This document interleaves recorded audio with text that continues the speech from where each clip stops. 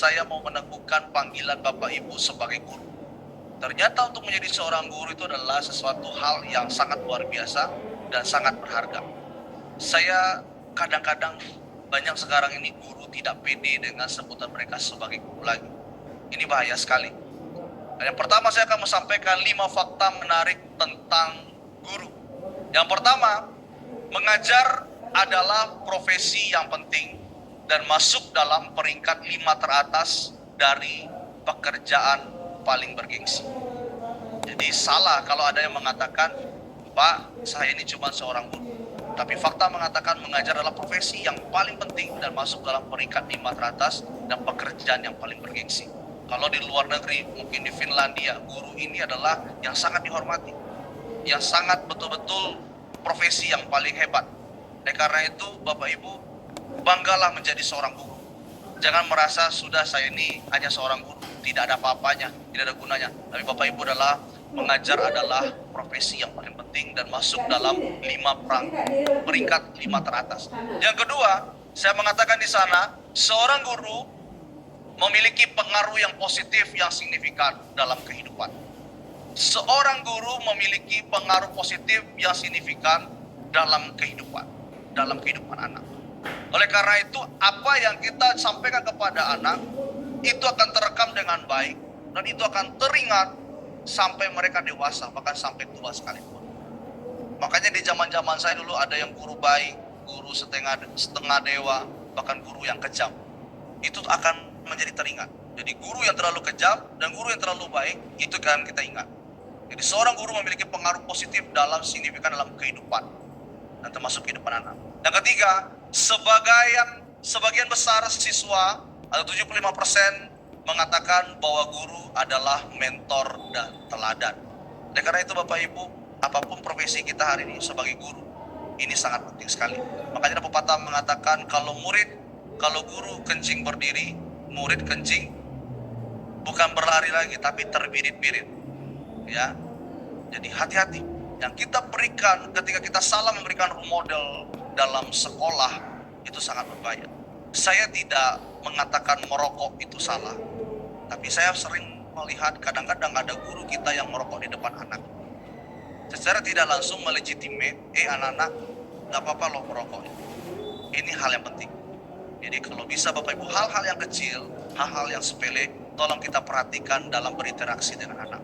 Yang keempat, statistik menunjukkan bahwa rata-rata guru mempengaruhi kurang lebih dari 3.000 siswa selama mereka berkarir. Jadi selama Bapak Ibu mulai menjadi seorang guru sampai dengan selesai atau sampai dengan pensiun, itu Bapak Ibu kurang lebih 3.000 orang atau 3.000 anak yang Bapak Ibu pengaruhi. Bayangkan kalau 3.000 ini berhasil dan bayangkan kalau 3.000 ini tidak berhasil.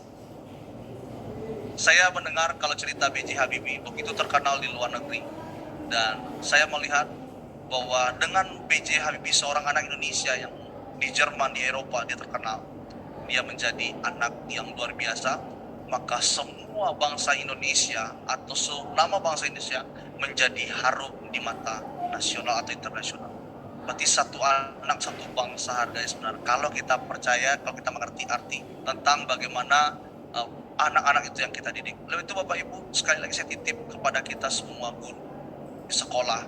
Tolong jangan membeda-bedakan anak-anak kita. Mungkin kemampuan anak tidak sebanding dengan anak yang lain. Tapi tolong kita jangan membeda-bedakan mereka. Tolong jangan melihat outputnya, tapi baik prosesnya.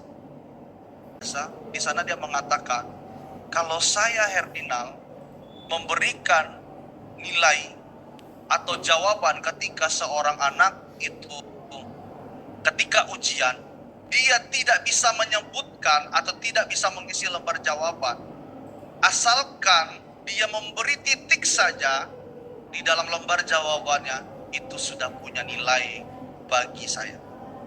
Wow, keren sekali. Tadi malam saya ketemu seorang guru yang luar biasa, dan dia mengatakan kepada saya, yang saya cari bukan hasil pada saat ini, tetapi prosesnya.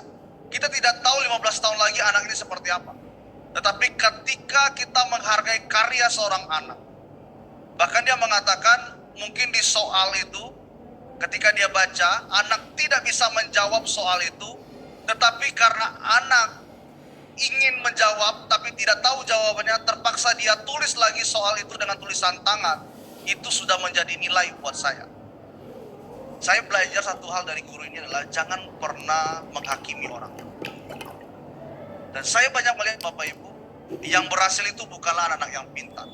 Tidak hanya sekedar anak yang pintar secara IQ, tapi ketika mereka secara emotional quotient mereka bagus, spiritual quotient mereka bagus, itu juga akan menjadi anak-anak yang hebat, anak-anak yang berhasil. Dan saya banyak belajar dari malam dengan seorang guru ini, dan dia cerita ketika saya mendengar, saya mengatakan betul, kita harus belajar untuk menghargai proses, bukan hasil Bapak Ibu. Hargai anak-anak kita. Jangan pernah membeda-bedakan mereka. Ingat Bapak Ibu, dari mulai Bapak Ibu berkarir, menjadi seorang guru sampai selesai, minimal ada 3.000 anak yang Anda didik. Jangankan 3.000, 1.000 saja kalau jadi orang itu luar biasa. Tapi kalau satu orang rusak, tidak berhasil, akan hancur Indonesia ini. Oleh karena itu memang betul, semua keberhasilan ini ada di tangan guru. Kalau kita main-main seperti cara belajar kita, kalau gaya belajar kita seperti pahat Bapak Ibu. Pahat tahu Bapak Ibu? Apa namanya sini pahat ya? Pahat itu dipukul dulu baru jalan. Betul pahat namanya di Kota Medan di sini? Ya. Banyak kan kita seperti itu mentalnya. Didorong-dorong dulu oleh kepala sekolah, oleh dinas. Ayo ikut. Itu adalah namanya pahat. Dipukul dulu, baru dia menghasilkan. Mental seperti itu yang membuat kita menjadi kerdil Bapak Ibu. Mental seperti itu yang akan membuat Sumatera Utara tidak akan pernah berhasil dalam dunia pendidikan. Harusnya ada inovatif, kreatif. Bapak Ibu antusias, apapun yang berkaitan dengan dunia pendidikan, harusnya kreativitas, harusnya kreatif. Saya tidak tahu berapa banyak dari Bapak Ibu yang pernah ikut seminar dan workshop yang harganya kira-kira di atas 10 juta ikutnya. Pernah ada Bapak Ibu, tolong lambaikan tangannya yang pernah mengikuti seminar dan workshop harganya 10 juta. Apakah itu 3 hari 4 malam, 1 minggu, saya tidak tahu. Dibundling dengan tiket. Pernah nggak Bapak Ibu ikut? Saya turunkan lagi 7.500.000, ada nggak pernah ikut? Terserah mau seminar apa, entah workshop apa, dari gocek kantong Bapak Ibu sendiri, ada pernah ikut nggak? Saya turunkan lagi 5 juta, saya turunkan lagi 2,5 juta, ada yang pernah ikut nggak?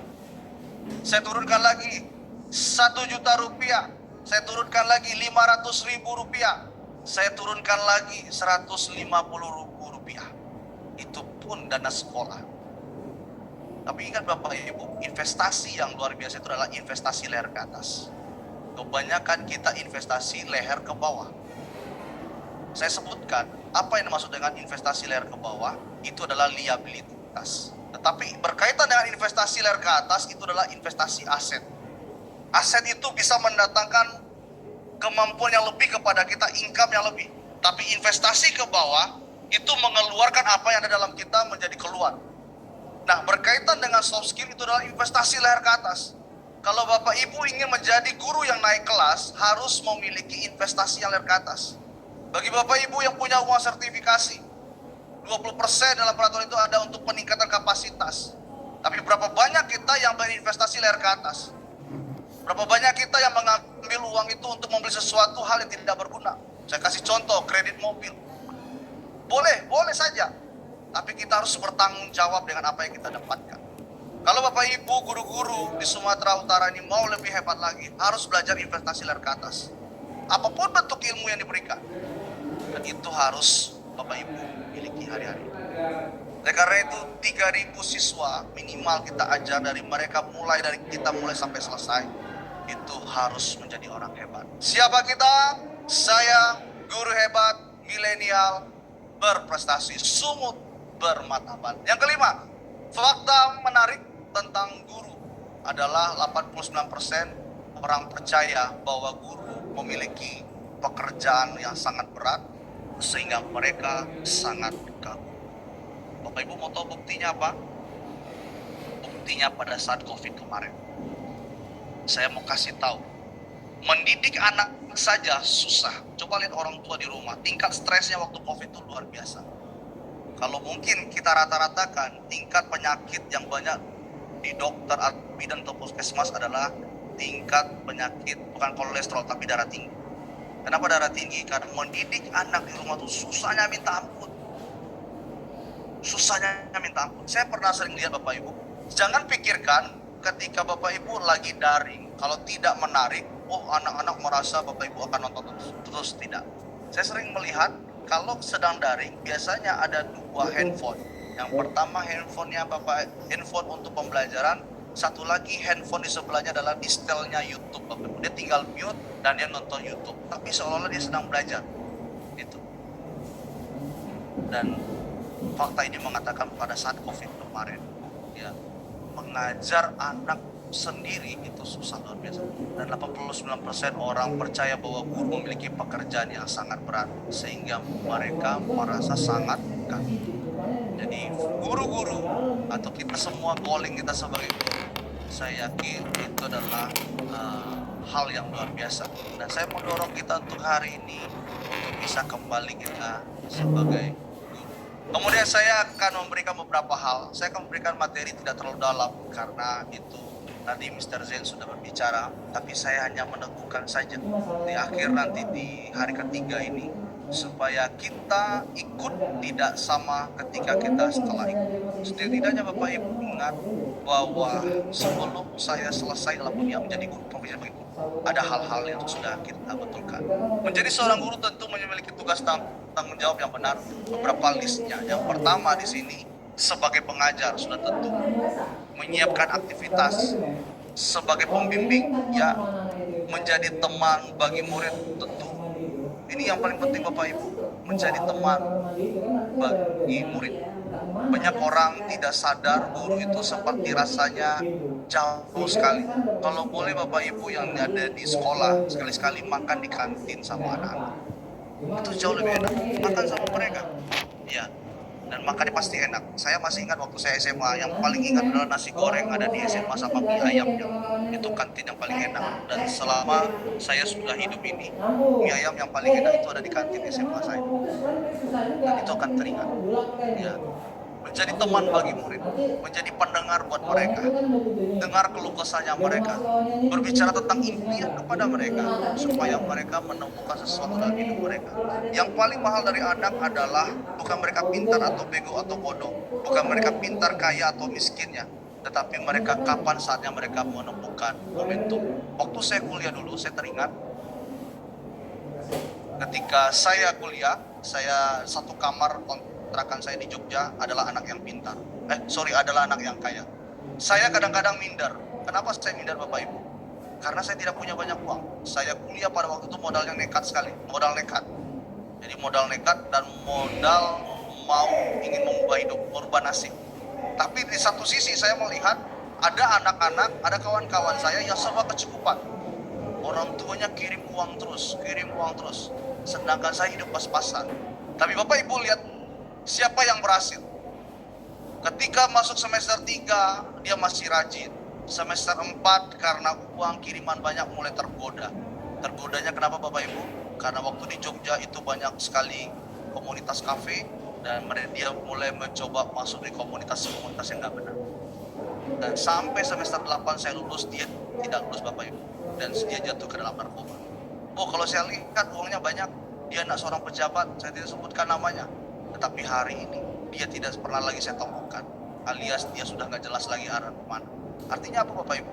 Ketika kita mendidik juga anak dengan uang, itu tidak akan berhasil. Tetapi ketika mereka menemukan momentum hidup mereka, visi mereka, dan itu luar biasa. Dan saya mau bercerita sedikit Bapak Ibu. Saya menemukan ini dari guru SMA saya. Banyak guru SMA saya yang berjasa ketika dia tahu adalah saya anak tidak beruntung. Dia tahu saya adalah anak yang tidak beruntung sama dengan teman-teman saya. Karena papa saya sudah tidak ada, meninggal dibunuh orang. Sehingga saya adalah anak yang bisa dikatakan SMA aja masuk di bangku SMA itu sudah hebat. Tapi guru saya melihat potensi saya. Dia memberikan curahan perhatian, menjadi teman. Di situ saya menuliskan menjadi teman bagi murid. Bahkan guru itu sayang sama sekali. Dan ketika 2009 gempa kemarin di Sumbar, di Padang, saya kerja di luar negeri dan saya pulang karena anaknya meninggal, guru saya stres, saya pulang.